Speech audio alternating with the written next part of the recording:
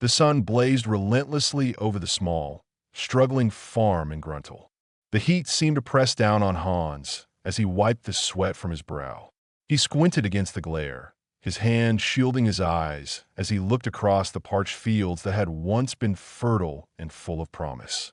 The land here was unforgiving. The soil, dry and cracked, barely supported the meager crops they managed to grow. Every day was a battle for survival. But Hans had never been one to complain. His wife, Martha, and their daughter, Helene, were his strength, and together they persevered in the face of hardship. Hans' thoughts wandered briefly to the land that had once seemed so full of possibility. He had inherited this farm from his father, but it had always been a struggle. The seasons were unpredictable, and lately, the crops had barely been enough to feed them. The land, once the heart of his father's dreams, now felt like a cruel joke. Yet, Hans did not let these thoughts keep him down. Life was hard, but that was the way of the world. He had a family, and that was all that mattered. As he turned his gaze back to the land, he noticed something at the edge of his field, something out of place. A small movement. His brow furrowed, and he took a few steps toward it. Curiosity piqued. There, crouched beside the gnarled apple tree, was a boy. His clothes were ragged, torn and caked with dirt. The boy's hands trembled as he picked up something from the ground, his eyes darting nervously around as if expecting someone to chase him away. The apples were mostly rotten, squashed, and covered in flies, but it seemed the boy was desperate. His thin fingers scraped the dirt, trying to salvage what little he could. Hans' heart tightened at the sight. The boy, no older than 10 or 12, looked like he hadn't eaten in days. His face was gaunt, his skin pale and sickly. Hans' instincts kicked in immediately. He didn't have much, but he couldn't let this child go hungry, not while he had the means to offer something. "Hey, boy," Hans called, his voice warm but firm as he stepped closer. The boy froze, his wide, fearful eyes meeting Hans. For a moment, the two of them stood there, locked in a silent standoff. The boy's gaze flickered toward the road, as if considering running away, but something in Hans' demeanor must have reassured him. Hans raised his hands slowly in a gesture of peace. "Don't be scared," Hans said softly, taking another step toward the boy. "I won't hurt you." The boy's lips quivered, and for a moment, it seemed as though he was going to bolt. But then his stomach growled loudly, and he clutched his side as if in pain. Hans' heart sank. The boy was starving. "Are you hungry?" Hans asked gently. The boy nodded, his face a mix of hunger and fear. "Come with me," Hans said, his voice a little more firm now. "My wife, Martha, will have something to eat for you." The boy hesitated, his wide, fearful eyes scanning the surroundings as if considering an escape. But eventually, he followed Hans, taking hesitant steps toward the small farmhouse at the edge of the village. The house was simple, nothing extravagant. The walls were a bit worn, and the thatched roof had seen better days. But it was home. When they reached the door, Hans knocked twice, pushing it open with his shoulder. Inside, Martha was humming softly to herself as she worked over the stove. The smell of bread and potatoes filled the air, and for a moment, Hans felt a sense of warmth that had nothing to do with the blazing sun outside. Martha turned around when she heard the door open. Her smile faded when she saw the boy standing at the threshold, his clothes dirty and his face pale. She raised an eyebrow in surprise, but said nothing. Hans could see the concern in her eyes. "Come in," Martha said gently. "Sit at the table, and I'll fix you a plate." The boy hesitated, looking at the floor, his hands nervously twisting together. But then, as if realizing he had no other choice, he stepped inside. Hans closed the door behind them and sat down across from the boy, watching as Martha went about preparing a simple meal of bread and potatoes. The boy was silent, his eyes never leaving the floor. His hands fidgeted in his lap, and every now and then his stomach growled audibly, making him flinch in embarrassment. As Martha set the food down in front of the boy, she gave him a kind smile. "Go ahead, eat," she encouraged softly. The boy looked up at her, and for a brief moment, there was a flicker of something in his eyes, a kind of relief. He quickly dug into the food, almost as if he couldn't believe it was real. He ate hungrily, without pausing for a breath, his cheeks hollowing as he devoured the meal. Martha watched him with a mixture of concern and compassion. Hans, too, could see that the boy was starved. He knew what it was like to go without, but he never imagined a child having to suffer in this way. Once the boy had finished, Hans leaned forward. "What's your name, son?" he asked gently. "Michael," the boy whispered, his voice barely audible. "Michael, but I don't have a home. I just walk around." Martha's heart went out to him. She put a hand on his shoulder, her voice soft. "Where are your parents, Michael?" Michael bit his lip, his face turning red as he looked down at his dirty hands. I don't have parents," he muttered, barely able to speak the words. Hans felt a wave of pity wash over him. He knew what it was like to struggle, but this boy had nothing. No family, no home. He was all alone in a world that seemed to have forgotten him. "Well, you're not alone anymore," Hans said, his voice steady. "You'll always have a place here if you need it." Michael looked up at him with wide eyes, as if he couldn't believe what he was hearing. His hand shook as he wiped his nose on his sleeve. "But I don't have anything to give you," he said in a small voice. "You don't need to give me anything," Hans said, his voice firm but gentle. "We help each other when we can." As Michael continued to sit there, Hans felt an idea stirring in his mind. He reached into the pocket of his worn coat and pulled out a crumpled 25-euro note. It was the last of the money they had saved for seeds, the money that would hopefully help them plant their crops for the next season. But Hans couldn't stand the thought of Michael leaving with nothing. He placed the note on the table in front of the boy. Michael's eyes widened as he looked at the money, his hand hovering over it, as if he wasn't sure whether it was real. "Take it," Hans said firmly. "It's not much, but it will help you start over.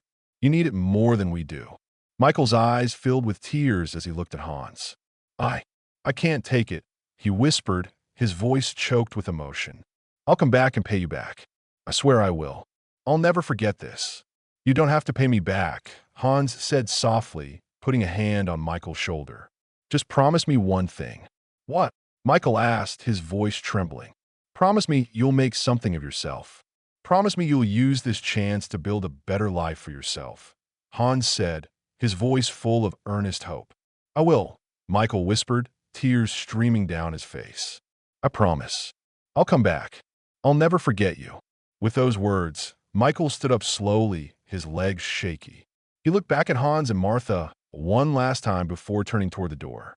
He stepped out into the sunlight and disappeared down the dusty road, his footsteps echoing in the silence. Hans and Martha stood there, watching him go, the weight of his words lingering in the air. Hans sighed deeply as he leaned against the doorframe. "Do you think he'll make it, Hans?" Martha asked softly, her voice filled with concern. "I don't know," Hans replied quietly, his eyes fixed on the horizon. "But I hope so. I really do." As they turned back to their simple home, the memory of Michael stayed with them, a reminder that even in the darkest of times, a small act of kindness could change a life forever. The days passed by slowly in Gruntle, each one blending into the next. The weather remained unbearably hot, and the fields seemed to stretch on endlessly, barren and unforgiving. The land had taken everything from them, their hopes, their dreams, and in return, it gave them little. The seasons had been harsh, and it felt like there was no end to the struggle. Hans worked tirelessly in the fields, his hands calloused and cracked from the constant toil. He rarely took breaks, and when he did, it was only to wipe the sweat from his brow before pushing himself back to work. The sun hung high in the sky, and the heat felt as though it could suffocate him, but he didn't mind. This was life for him now. It had always been like this, and he knew no other way. Martha worked alongside him, though her hands were softer and her spirit gentler. She had always been a woman of quiet strength, but even she was beginning to feel the strain. Their daughter, Helene, had been sick for a while, her health deteriorating day by day. At first, they thought it was just exhaustion from the heat, but as time went on, it became clear that something more was wrong. Helene had always been a delicate child, her health fragile, but now she seemed to be wasting away before their eyes. Her skin had grown pale, and her eyes lacked the spark they once had. She was quiet, withdrawn, and every time Hans saw her, his heart broke a little more. "Helene, darling, you should rest," Martha would say softly, noticing how pale her daughter had become. She had tried to keep Helene in bed, but the girl insisted on helping with the chores, moving slowly and weakly around the house. "I'm fine, Mama," Helene would reply, but her voice lacked its usual energy. Hans had tried to ignore the changes in his daughter, focusing instead on the fields that demanded his attention, but it wasn't easy. He couldn't shake the feeling that something was wrong. Every time he looked at her, he could see that she was growing weaker. Her once bright eyes were now dull, and her once lively spirit seemed to be fading, just like the crops in the fields. One evening, after a particularly long day of work, Hans and Martha sat at the small wooden table in their kitchen. Helene had barely eaten her supper, her thin frame hunched over as she pushed the food around her plate. "Helene," Hans said, his voice thick with concern, "you need to eat something. You're not looking well, lass." Helene looked up at him, offering a weak smile. "I'm just tired, Papa. It's nothing to worry about." But Hans couldn't shake the nagging feeling in his chest. There was something more to it. He knew it, and Martha knew it too. They both tried to ignore the growing fear that threatened to take hold of them. The following morning, Helene collapsed in the kitchen as she tried to get out of bed. Martha screamed, rushing to her side, and Hans, hearing the commotion, hurried in from the fields. He bent down, lifting his daughter into his arms and gently placing her on the chair. "What's happening to her?" Martha cried, tears streaming down her face. Hans swallowed hard, his own throat tight with worry. "I don't know, but we need to do something. She can't keep getting worse like this." They both knew that their limited funds couldn't stretch to a doctor's visit. It had been a long time since they'd seen a doctor in town. The nearest town was miles away, and the cost of visit was far beyond their reach. "Maybe we could ask the neighbors to help," Martha suggested, though her voice lacked conviction. They had no way of knowing if anyone would be able to help. They were all in the same situation, struggling just to survive. "We need more than help, Martha," Hans said quietly, running a hand through his hair. "We need a miracle." He had thought of Michael. He hadn't heard from him since that day when he had given the boy the 25 euros. For a long time, Hans had doubted that Michael would ever return. But now, he couldn't help but wonder. Perhaps, just perhaps, the boy who had promised to come back would keep his word. Hans stood up, his heart heavy with a mixture of hope and doubt. "Maybe we should send word to Michael," he said. "He promised he'd come back. Maybe he can help us." Martha looked at him, her eyes filled with uncertainty. "Do you really think he would?" Hans hesitated. "I don't know. But what else can we do? We can't just sit here and watch Helene get worse. We need help." That night, after dinner, Hans sat by the window, staring out into the dark, wondering where Michael was and whether he had forgotten the promise he made all those years ago. He wanted to believe that the boy, now a man, would come back for them. It was Martha who finally spoke, her voice soft but full of quiet determination. "If Michael can help us, then we should try. We have nothing to lose." Hans nodded, his mind already racing with thoughts of how they could reach out to him. Perhaps there was someone in the village who could carry a message to the next town. It wasn't much, but it was all they could do. As the days dragged on, Hans worked even harder trying to make enough to buy some kind of medicine for Helene. But the land offered little, and his worries about his daughter's health only grew. He was a proud man, but the helplessness he felt in the face of her suffering was unbearable. It was during one of his rare breaks, as he leaned against the fence, wiping his brow and looking out across the fields, that Hans heard the sound of a horse approaching. His heart skipped a beat, and he turned, wondering if it might be a neighbor, someone with news. But when the figure drew nearer, Hans froze. It was a man, riding a well-groomed horse, dressed in fine clothes that contrasted sharply with the rough, work-worn clothing of the villagers. The man pulled up in front of Hans' house and dismounted with the grace of someone who is used to finer things. "Good afternoon, sir," the man called out. "Are you Hans?" Hans stared at him, his heart pounding in his chest. The voice was familiar. The face was unfamiliar, but there was something about the man that tugged at his memory. "I am," Hans replied cautiously, wiping his hands on his pants. "Can I help you?" The man smiled warmly, his eyes glinting with recognition. "It's me, Michael. Michael, the boy you helped all those years ago. I promised I'd come back, and I've kept my word. Hans blinked, his heart leaping into his throat. Michael? You're... Yes, Michael replied with a soft laugh. I know it's been a long time, but I haven't forgotten what you did for me. I owe you everything. The man's words hit Hans like a flood, and for a moment, he didn't know whether to laugh, cry, or simply stand there in disbelief. Michael had returned, just as he had promised. You came back, Hans said, his voice thick with emotion. But how? How did you? I made something of myself, Michael said, his smile still warm but now tinged with something more. I built a life, and now I'm here to help you. Hans could hardly believe what he was hearing. After all these years, Michael had returned, not just to fulfill his promise, but to help. And for a brief moment, it felt as if the weight of all their struggles had been lifted. I don't know what to say, Hans murmured, his voice barely a whisper. But thank you. Michael's gaze softened. Don't thank me yet. I haven't done anything yet. But I'm here now and I'm not leaving. It was then that Hans understood. This was more than just the return of a boy he had helped all those years ago.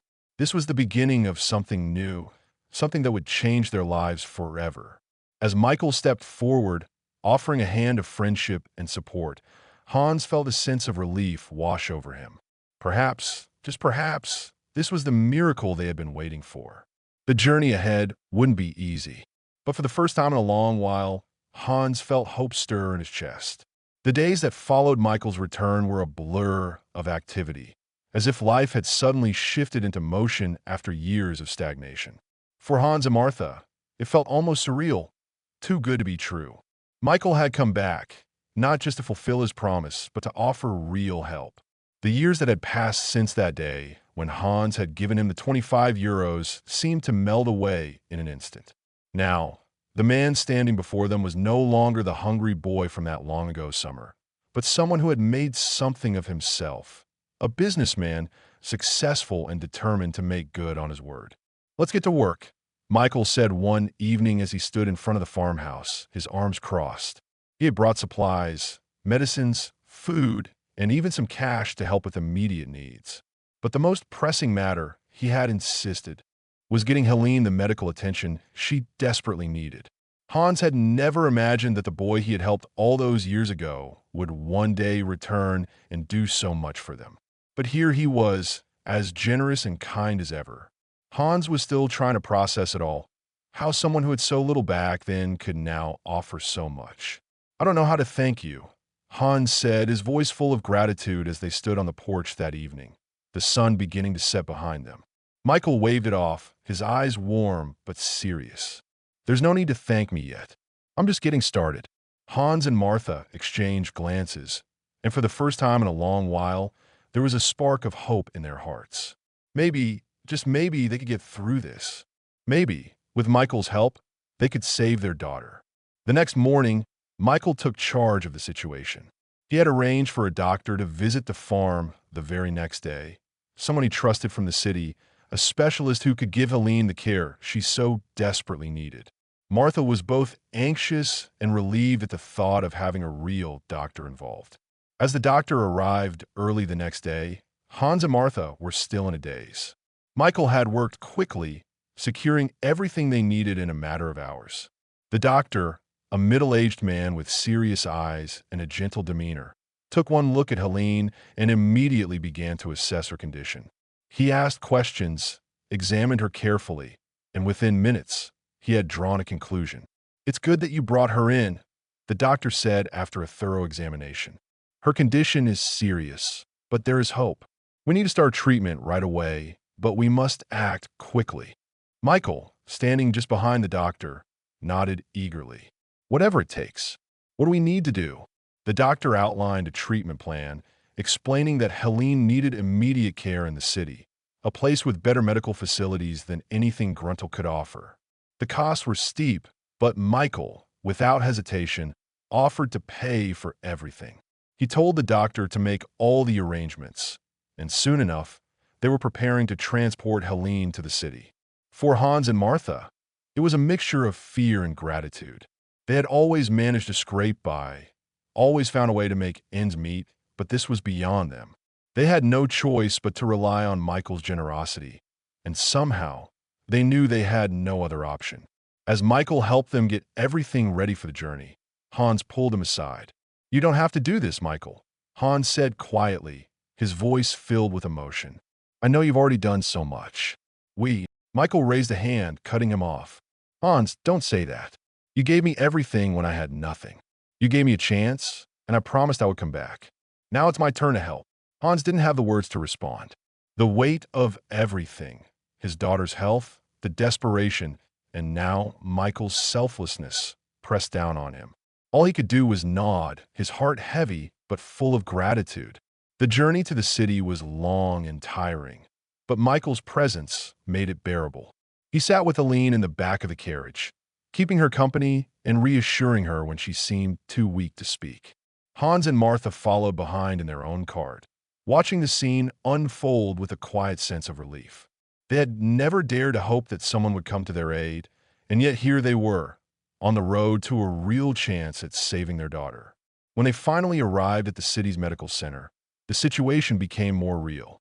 Helene was immediately admitted, and the doctor's team began their work right away. The hospital staff was efficient, and soon, Helene was in the hands of professionals. For Hans and Martha, it was hard to leave her in the care of strangers, but they knew that this was the best chance she had. "Don't worry," Michael said, noticing their nervous glances as they prepared to leave Helene in the hospital's care. "She's in good hands. We'll make sure everything is taken care of." That night, as Hans and Martha sat in the waiting area, they could only reflect on how much their lives had changed in such a short time. From the despair of the fields to the hope of the city, it all seemed surreal. They had trusted Michael, and now he was more than just a stranger. They saw him as family. A promise had been kept, and in return, Michael had given them more than they could ever repay. The next few days were tense. Every time the door to the waiting room opened, Hans and Martha looked up, hoping for some news. Michael remained with them, offering comfort and support, never once leaving their side. He had become more than just the boy they had helped so many years ago. He had become their rock, their source of strength during these trying times. On the third day, the doctor came out to speak with them. His expression was serious, but there was a glimmer of hope in his eyes. "She's responding well to the treatment," the doctor said. "It's not an easy road ahead, but she's strong. With time and care, I believe she'll recover." The relief that washed over Hans and Martha was indescribable. For the first time in weeks, they allowed themselves to feel the weight of their worries lift, if only slightly. Michael, who had been standing quietly nearby, stepped forward. "That's great news," he said, a smile tugging at his lips. "Now, we just need to make sure Helene gets the best care." Hans, his voice hoarse with emotion, looked at Michael. "I don't know how to thank you for this." "There's no need," Michael replied, his voice steady. "I made a promise to you, and I intend to keep it." For the first time in a long while, Hans and Martha allowed themselves to hope. They had been through so much, but with Michael by their side, they could see a future where their daughter might grow strong again, and where the warmth of family and love would outweigh the hardships of the past. As they sat together in the hospital waiting room that evening, Hans glanced out the window, looking up at the stars. He knew that the road ahead would still be difficult, but now, with Michael's help, they had a fighting chance. "Maybe," he murmured softly to Martha, "we'll see better days after all." Martha took his hand in hers, squeezing it gently. "Maybe," she whispered, her heart light for the first time in ages. And for the first time in a long time, Hans allowed himself to believe in the possibility of a brighter future. The days following their arrival at the city's medical center felt like a slow march of time, each minute stretching longer than the last.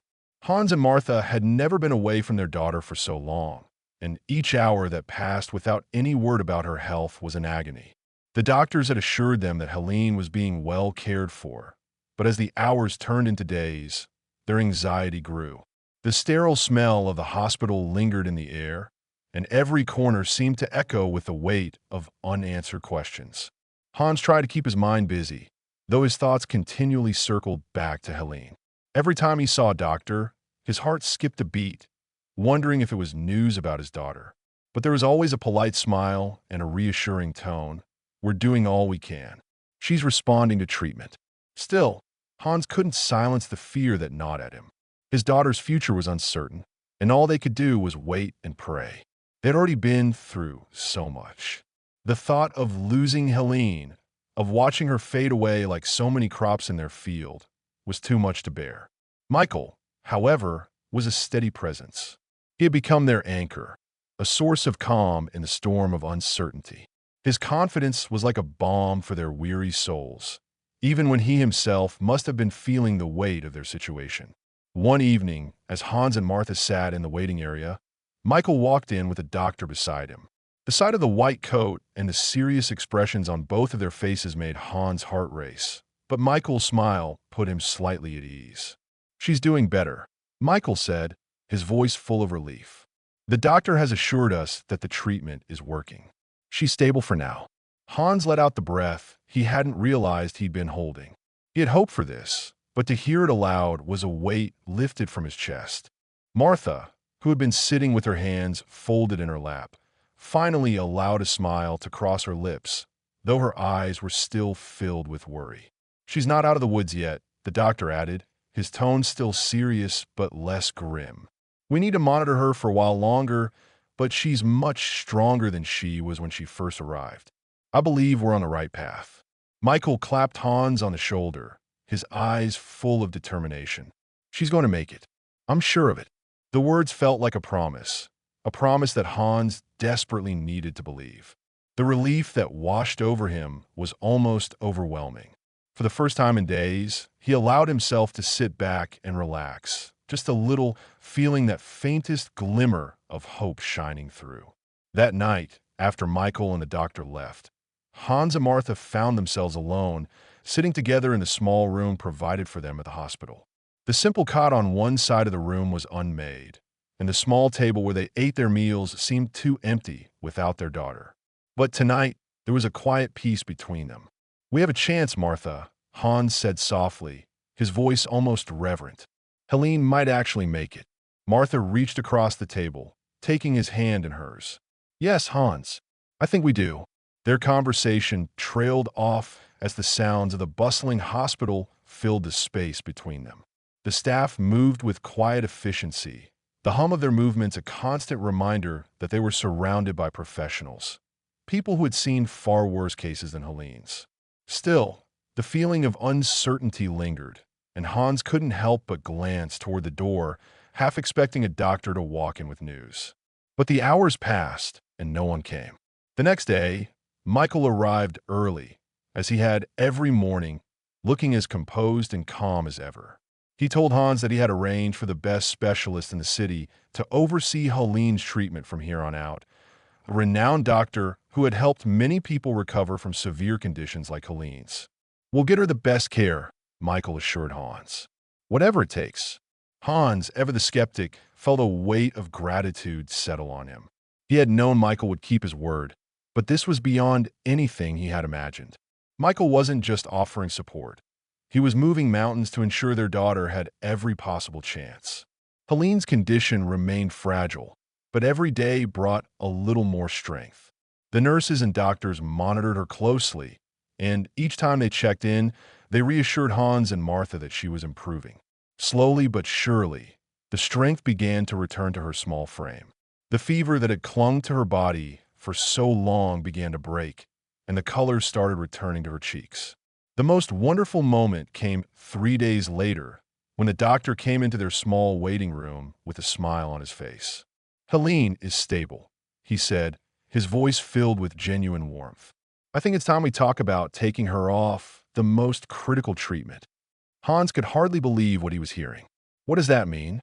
"It means," the doctor continued, "she's well enough that we can begin planning her recovery. She'll need rest, but I believe she will make a full recovery in time." Tears welled up in Martha's eyes as she let out a breath she hadn't realized she'd been holding. Hans stood in stunned silence, his heart soaring with joy and disbelief. They had come so close to losing their daughter, and now it seemed like the impossible was coming true. "Thank you," Hans said, his voice hoarse as he reached out to shake the doctor's hand. "Thank you for everything." The doctor smiled warmly. It's my job, Mr. Schneider, but you should thank your daughter. She's a fighter. Hans and Martha left the doctor's office, their hearts light with joy. Michael was waiting for them outside. As usual, his calm and reassuring presence always just a step behind them. Well, Michael asked, his eyes hopeful. Hans didn't need to say a word. He stepped forward and clapped Michael on the back, pulling him into a tight hug. She's going to make it. Michael, she's going to be okay. Martha smiled through her tears, her arms wrapped around Hans, her heart full of relief. We couldn't have done it without you, she said, her voice thick with emotion. Thank you, Michael. Michael's smile softened, and he nodded. You don't have to thank me. I promised I'd come back, and I've done what I could. I'm just glad it worked out. The following days were a blur of hope and busy preparations for Helene's discharge. Though she was still weak, she was finally on the mend. Her strength was returning, and the doctors were optimistic about her full recovery. But Hans and Martha knew the road ahead wouldn't be easy. They would need to take it one day at a time. Still, for the first time in ages, they had hope in their hearts. As Helene finally began to stir and open her eyes, Michael was there, sitting beside her bed with a gentle smile. You're going to be all right, he whispered, his voice full of tenderness. And for the first time in what seemed like forever, Hans and Martha felt as though the dark clouds that had hung over them for so long were finally starting to lift. It had been a long and difficult journey, but the miracle they had hoped for was slowly unfolding before them. Their daughter, their family, there was still hope for them yet. And for that, they were more grateful than words could ever express. The days that followed Helene's recovery were filled with quiet joy and gradual adjustment. Each morning, the sun rose over the fields of Gruntal, casting long shadows over the land that had been so harsh to them for so many years. But now, the air seemed a little lighter, the future a little brighter. Helene was no longer the fragile girl who had been carried into the city weeks earlier. She was slowly but surely regaining her strength. Her pale cheeks had filled out, and the lively spark had returned to her eyes. She no longer had to rest all day. She was up and about, helping Martha with small chores around the house. The house, which had once felt so empty, now felt full of life again. The atmosphere in the small farmhouse had shifted. The tension that had hung in the air for so long had lifted, replaced with a calm sense of hope. Even the land, which had been a constant source of struggle, seemed to have been touched by the change. The crops were still sparse, but the earth felt a little more welcoming, as though it too was beginning to heal. Michael's presence was a constant in their lives now. He was always there, offering support, advice, and a steady hand whenever they needed it. His time in the city hadn't made him forget his roots. It had only deepened his resolve to help the people who had once helped him. Hans found himself in awe of how much Michael had grown. He remembered the boy who had shown up on his doorstep, hungry and desperate, but now he was a man of strength and purpose, someone who had built a life for himself and now wanted to give back. And Hans couldn't help but feel an overwhelming sense of gratitude that this young man, who had once been a stranger to him, had become such an integral part of his family. As the days passed, Michael and Helene began to spend more time together. They worked side by side on the farm, repairing fences and gathering the harvest. Helene had always been the quiet one, content with the simplicity of farm life. But as she regained her strength, something in her seemed to shift. There was a lightness to her, a sense of possibility that hadn't been there before. One evening, as the sun set over the fields, painting the sky in shades of orange and pink, Michael and Helene found themselves alone in the garden. The warm breeze rustled the leaves of the apple trees, and the smell of fresh earth and wildflowers filled the air. It was a peaceful moment, one that neither of them had taken for granted. "I'm glad you're here," Helene said softly, glancing over at Michael as they worked in the garden together. She wiped a bead of sweat from her brow and smiled. "I didn't expect that everything would change so quickly." Michael smiled back, his eyes warm. "Neither did I, but sometimes things happen the way they're meant to. You're stronger than you know, Helene. You've been through so much, and you're still here." Helene looked down at the ground, her fingers brushing against the soil. She felt a flutter in her chest as she realized just how much she had changed. The illness, the uncertainty, it had all made her realize something. She had been so focused on survival, on getting through each day, that she hadn't taken the time to truly live. Now, with her health returning and her future slowly becoming clearer, she felt a new sense of purpose. I've been thinking about what you said, Helene continued, her voice a little quieter now. About my future, about what I want. Michael turned to her, his expression softening. And what do you want? Helene hesitated, her heart beating a little faster. She had spent so much time worrying about everyone else, about her parents, about the farm, that she hadn't really considered what she wanted for herself. But now, the answer seemed clearer than ever. I want more than just surviving, she said slowly, looking up at Michael. I want to live. I want to see what's out there beyond this farm, beyond the fields. I've spent so long thinking this was all there was, but I know there's more. Michael studied her for a long moment, his eyes searching hers, as if trying to understand everything she was saying. Then he stepped closer, his hand resting gently on her shoulder. There's a whole world out there, Helene, he said softly, and you deserve to see it. Whatever you choose to do, I'll support you. But remember, you're not alone in this. Helene felt a warmth spread through her chest as she met his gaze. There was something in his words that made her feel as though the world was wide open, full of possibilities. For so long, she had been trapped in the confines of her illness, the limitations of her small village life. But now, with her health returning, she felt a new sense of freedom, a freedom she had never allowed herself to feel before. Thank you, Michael, she whispered, her voice thick with emotion. For everything. For believing in me when I didn't believe in myself. Michael smiled, his eyes softening with affection. You don't have to thank me. I've always believed in you. You're stronger than you think. The conversation hung in the air for a while, both of them lost in their thoughts. Michael's presence had become more than just a kindness. It had become a source of inspiration for Helene. She had never really allowed herself to think about the future, about what she could accomplish outside of the farm. But now, with Michael's encouragement, she could see a future where she was more than just a daughter of a farmer. She could be someone who could make her own way in the world, someone with dreams and ambitions that were her own. As they worked together in the garden, the evening stretched on, and Helene realized that the world outside of Gruntle was no longer as distant as it once seemed. Maybe, just maybe, she could have more than what life had handed her. Maybe there was a life waiting for her, one that was full of love, adventure, and new opportunities. That night, after a simple supper with her parents and Michael, Helene retired to her small room, her mind racing with possibilities.